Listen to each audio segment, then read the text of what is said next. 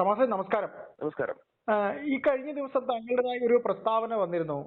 ഈ പി ദിവ്യയുടെ കേസുമായി ബന്ധപ്പെട്ട് വിജിലൻസ് അന്വേഷണത്തിന് നിങ്ങൾ പേപ്പർ കൊടുത്തിട്ട് ഈ നിമിഷം വരെ അങ്ങനെ ഒരു നീക്കുപോക്ക് ഉണ്ടായിട്ടില്ല. സർക്കാരിന്റെ ഭാഗത്തുനിന്ന് ഒരു ചെറിയ അനക്കം പോലും ഉണ്ടായിട്ടില്ല. അപ്പോൾ എന്താണ് ഇതിനെ സംബന്ധിച്ച് താങ്കൾക്ക് പറയാനുള്ളത്, യൂത്ത് കോൺഗ്രസിന് പറയാനുള്ളത്? ഞാൻ പി ദിവ്യയുടെ ബിനാമി ഇടപാടുകൾ സംബന്ധിച്ചും അഴിമതി ക്രമക്കേടുകളൊക്കെ സംബന്ധിച്ച് നേരത്തെ തെളിവുകളും രേഖകളും പുറത്തുവിടുകയും അതനുസരിച്ച് 2025 ഫെബ്രുവരി 21 സംസ്ഥാന വിജിലൻസ് ഡയറക്ടർക്ക് നേരിട്ട് അതിന്റെ വിശദാംശങ്ങൾ സഹിതം പരാതി നൽകുകയും ചെയ്തിരുന്നു. ഏതാണ്ട് 6 മാസം പിന്നിടാൻ വേണ്ടി പോകുന്നു. ഇതുവരെ വിജിലൻസിന്റെ ഭാഗത്ത് അക്കാര്യത്തിൽ ഒരു തരത്തിലുള്ള നടപടിയും ഉണ്ടായിട്ടില്ലെന്ന് മാത്രമല്ല, പരാതിക്കാരനായ എന്റെ മൊഴിയെടുക്കാൻ പോലും തയ്യാറായിട്ടില്ല എന്ന ഒരു വിചിത്രമായ സാഹചര്യം നിലനിൽക്കുന്നു. അതുകൊണ്ട് തന്നെ ബോധപൂർവം ഈ അന്വേഷണം അട്ടിമറിക്കപ്പെടുകയാണ് എന്ന വിലയിരുത്തലാണ് ഞാൻ. കാരണം CPM-ന്റെ സമുന്നതരായ നേതാക്കൾ, പല ഉന്നത നേതാക്കളും അവരുടെ കുടുംബാംഗങ്ങളും ഉൾപ്പെടെ ഇത്തരമൊരു അന്വേഷണം വന്നാൽ അതിൽ പ്രതി ചേർക്കപ്പെടുന്ന സാഹചര്യം ഉണ്ടാകുമെന്ന തിരിച്ചറിവിന്റെ അടിസ്ഥാനത്തിലാണ് സർക്കാരും പാർട്ടിയും വളരെ ആസൂത്രിതമായി ഈ വിജിലൻസ് അന്വേഷണത്തെ ഉൾപ്പെടെ അട്ടിമറിക്കുന്നത്. അതുമായി ബന്ധപ്പെട്ട വിശദാംശങ്ങൾ ഉൾപ്പെടെ വിജിലൻസിന്റെ പ്രാഥമിക അന്വേഷണത്തിൽ കണ്ടെത്തിയതിന്റെ അടിസ്ഥാനത്തിൽ FIR ഇട്ട് കേസെടുക്കാൻ നിർദ്ദേശിച്ച അന്നത്തെ വിജിലൻസ് ഡയറക്ടറായിരുന്ന യോഗേഷ് ഗുപ്തയെ ഉൾപ്പെടെ തലസ്ഥാനത്ത് നിന്ന് ഉടനെ മാറ്റുന്ന സാഹചര്യം ഉണ്ടായി. പിന്നീട് അദ്ദേഹത്തെ ഈ ഒരൊറ്റ കാര്യം കൊണ്ട് പി ദിവ്യക്കെതിരെ കേസെടുത്ത് അന്വേഷിക്കാൻ നിർദ്ദേശിച്ചു എന്ന ഒരു ഒറ്റ കാരണം കൊണ്ട് തന്നെ DGP പട്ടികയിൽ ഇടം പിടിച്ചിട്ട് പോലും അദ്ദേഹത്തെ സംസ്ഥാന പോലീസ് മേധാവി ആക്കാതിരുന്ന സാഹചര്യം, ഇതൊക്കെ അന്ന് മാധ്യമങ്ങളിൽ വാർത്തകളിൽ നിറഞ്ഞു നിന്ന കാര്യങ്ങളാണ്. ഇതെല്ലാം ചേർത്ത് വായിച്ചപ്പോൾ മനസ്സിലാക്കിയ യാഥാർത്ഥ്യത്തിൽ നിന്നാണ് ഈ പറഞ്ഞ പി ദിവ്യക്കെതിരായ ബിനാമി ഇടപാടുകൾ സംബന്ധിച്ചും അഴിമതി സംബന്ധിച്ചും വളരെ കൃത്യമായ ഒരു അന്വേഷണം നടത്താൻ ആവശ്യമായ നടപടി സ്വീകരിക്കണമെന്ന് ആവശ്യപ്പെട്ടുകൊണ്ട് ബഹുമാനപ്പെട്ട ഹൈക്കോടതിയെ സമീപിച്ചത് ഈ കാര്യങ്ങൾ ചൂണ്ടിക്കാട്ടിയിട്ടാണ്. മതിയായ തെളിവുകളും ഞാൻ സമർപ്പിച്ച രേഖകളും ഉൾപ്പെടെയുള്ള എല്ലാ കാര്യങ്ങളും ഇതിനോടനുബന്ധിച്ച് തന്നെ ഹൈക്കോടതിയിൽ സമർപ്പിച്ചിട്ടുമുണ്ട്. ഒരു കേസിന്റെ തുടക്കമെന്ന രീതിയിൽ ചോദിക്കേണ്ട പ്രാഥമികമായ തെളിവെടുപ്പ് പോലും താങ്കളോട് അവർ നടത്തിയിട്ടില്ല, അല്ലെ? ഇല്ല. ഒരു സ്വാഭാവികമായും നമ്മളൊക്കെ പലതരത്തിലുള്ള പരാതികൾ നൽകുന്നതാണ്. അതിൽ വിജിലൻസിന് പ്രത്യേകിച്ചും പരാതി നൽകുമ്പോൾ വിജിലൻസ് സ്വീകരിക്കുന്ന ഒരു പൊതു നിലപാടെന്ന് പറയുന്നത്, അതിന്റെ ഒരു വിജിലൻസ് മാനുവൽ അനുസരിച്ച് സ്വീകരിക്കേണ്ട നടപടിക്രമം എന്ന് പറയുന്നത്, പരാതിയിൽ കേസെടുക്കുന്നതിന് മുന്നോടിയായി വിജിലൻസ് തന്നെ ഒരു പ്രാഥമിക അന്വേഷണം, വെരിഫിക്കേഷനും ഒക്കെ നടത്തും. അങ്ങനെ നടത്തിയതിനു ശേഷമാണ് അതിൽ ആ റിപ്പോർട്ടിന്റെ അടിസ്ഥാനത്തിൽ കഴമ്പുണ്ടെന്ന് മനസ്സിലാക്കിയാലാണ് കേസെടുക്കുന്ന നടപടിയിലേക്ക് കടക്കുക. അതിനു മുമ്പ് ഈ പരാതി നൽകിയ ആളിൽ നിന്നും മൊഴിയെടുക്കുക എന്ന ഒരു സ്വാഭാവിക നടപടിക്രമമുണ്ട്.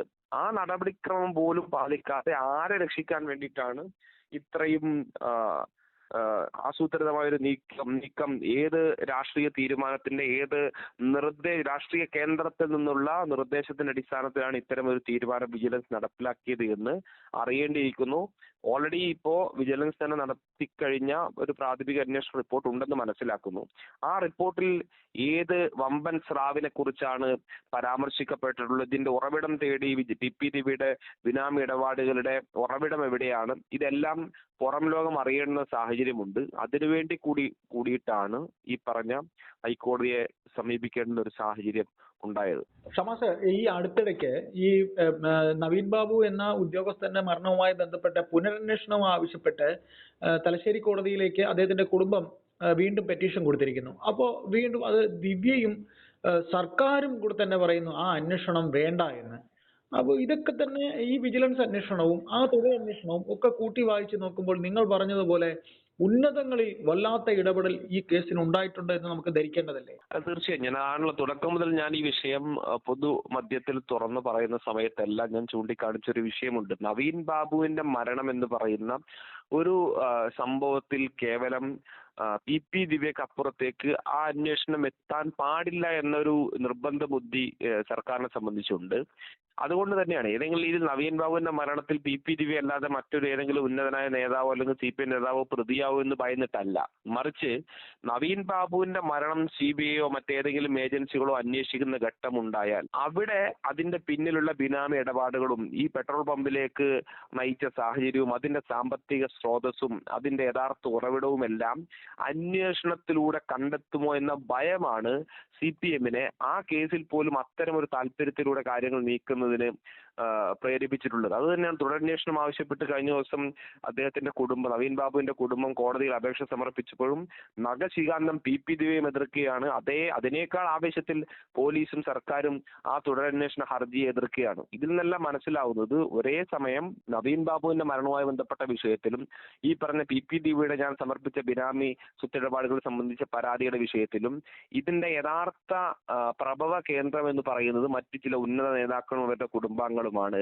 അതിലേക്ക് എത്തുമെന്ന കൃത്യമായ ബോധ്യത്തിന്റെ അടിസ്ഥാനത്തിൽ തന്നെയാണ് ഈ എല്ലാ തരത്തിലുള്ള അന്വേഷണത്തെയും, അത് നവീൻ ബാബുവിന്റെ മരണവുമായി ബന്ധപ്പെട്ടാണെങ്കിലും ഈ പറഞ്ഞ പി ദിവ്യക്കെതിരായ വിജിലൻസ് പരാതിയുടെ കാര്യത്തിലാണെങ്കിലും ഇവയെല്ലാം ആസൂത്രിതമായി അട്ടിമറിക്കുകയും പാർട്ടി തീരുമാനമനുസരിച്ച് കാര്യങ്ങൾ മുന്നോട്ട് നീക്കുകയും ചെയ്യുന്നത് നേതൃത്വത്തിന് കൃത്യമായി അറിയാം. ഇതെവിടെയാണ് കൊണ്ട് തറക്കാൻ വേണ്ടി പോകുന്നത്, ഇതെവിടെയാണ് അവസാനിപ്പിക്കാൻ പോകുന്നത്, ആരിലേക്കാണ് ചെന്നെത്താൻ പോകുന്നത് എന്ന വളരെ കൃത്യമായ ബോധ്യം അവർക്കുള്ളത് കൊണ്ട് തന്നെയാണ് ഈ രീതിയിൽ അതിനെ CPM പാർട്ടിയും കൈകാര്യം ചെയ്യുന്നത്. ഷമാസെ, ഈ വരുന്ന പഞ്ചായത്ത് തെരഞ്ഞെടുപ്പിലും നിയമസഭാ തെരഞ്ഞെടുപ്പിലും കണ്ണൂര് അല്ലെങ്കിൽ കേരളത്തിലുടനീളം നിങ്ങൾ എന്തെങ്കിലുമൊക്കെ ഇതിനെ ഈ കാര്യങ്ങളൊക്കെ ചൂണ്ടിക്കാട്ടിക്കൊണ്ട് നിങ്ങൾ ഇലക്ഷൻ പ്രചരണത്തിലേക്ക് ഇറങ്ങുമെന്ന് തന്നെ കേരള സമൂഹം വിശ്വസിച്ചോട്ടെ? സ്വാഭാവികം, ഇതൊക്കെ നിലവിൽ പൊതുസമൂഹത്തിനിടയിൽ വലിയ ചർച്ചാ വിഷയമാണല്ലോ. ഓൾറെഡി ഇപ്പോ പി ദിവ്യക്ക് ഒരു ജില്ലാ പഞ്ചായത്ത് പ്രസിഡന്റായി, ജില്ലാ പഞ്ചായത്ത് അംഗമായൊക്കെ ഒരു തദ്ദേശ സ്വയംഭരണ തെരഞ്ഞെടുപ്പ് കൂടെ നടക്കാൻ പോകുന്ന ഘട്ടത്തിൽ പി ദിവ്യ ഉൾപ്പെടെയുള്ള ആളുകൾ ജില്ലാ പഞ്ചായത്ത് പോലൊരു തദ്ദേശ സ്വയംഭരണ സ്ഥാപനത്തെ മറയാക്കി നടത്തിയിട്ടുള്ള അഴിമതികൾ, കോടിക്കണക്കിന് രൂപയുടെ അഴിമതിയും സ്വത്ത് സമ്പാദനം ഉൾപ്പെടെയുള്ള കാര്യങ്ങൾ, ഇതൊക്കെ തദ്ദേശ തെരഞ്ഞെടുപ്പിലും പ്രാദേശിക തലത്തിലൊക്കെ ചർച്ചയാകില്ല. അത് കേവലം ഞാൻ പറഞ്ഞല്ലോ, പി ദിവ്യയിലോ കണ്ണൂർ ജില്ലാ പഞ്ചായത്തിലോ ഒതുങ്ങി നിൽക്കുന്ന ഒന്നല്ല. അതിനപ്പുറത്തേക്കുള്ള വിശദാംശങ്ങളുണ്ട്, അതിന്റെ തെളിവുകൾ ഉൾപ്പെടെ കയ്യിലുണ്ട്. വരും ദിവസങ്ങളിൽ അത് ചർച്ച ചെയ്യപ്പെടും, അത് തെരഞ്ഞെടുപ്പുകളിൽ ഉൾപ്പെടെ ചർച്ചയാകും. അങ്ങനെ എല്ലാ തരത്തിലും ഈ ഉന്നത നേതാക്കളുടെ വഴിവിട്ട ഇടപാടുകളും ബിനാമി ഇടപാടുകളും അഴിമതികളും എല്ലാം പൊതുസമൂഹത്തിലേക്ക് ചർച്ചയാകുന്ന രീതിയിലേക്ക് തന്നെ വരുംകാല തെരഞ്ഞെടുപ്പ് മേഖലയും മാറുമെന്നുള്ള കാര്യത്തിൽ ഒരു സംശയവുമില്ല. ആത്യന്തികമായി ഇതിലൊരു സാമൂഹിക പ്രതിബദ്ധതയുടെ വിഷയമുണ്ട്. ഇത് പൊതുജനങ്ങളുടെ പണമാണ്, സാധാരണക്കാരന്റെ പണമാണ്. ഇവരെല്ലാം ഇങ്ങനെ കൊള്ളയടിച്ച് തട്ടിക്കൊണ്ടുപോയി സ്വന്തം സ്വത്തും സ്ഥലവും ഒക്കെ വാങ്ങിക്കൂട്ടി ഇങ്ങനെ സുഖലോലുപരായി ജീവിക്കുന്നത്, അതിലുള്ള ധാർമ്മിക വിഷയവും സാമൂഹിക വിഷയവും കൂടി ഉയർത്തിപ്പിടിച്ചുകൊണ്ട് തന്നെ നമ്മൾ മുന്നോട്ട് പോകും. അതനുസരിച്ചുള്ള പ്രചരണങ്ങളും സ്വാഭാവികമായും പാർട്ടിയുടെയും ബന്ധപ്പെട്ട സംഘടനകളുടെയും ഭാഗത്തുണ്ടാവുകയും ചെയ്യും. നന്ദി. Thank you very much.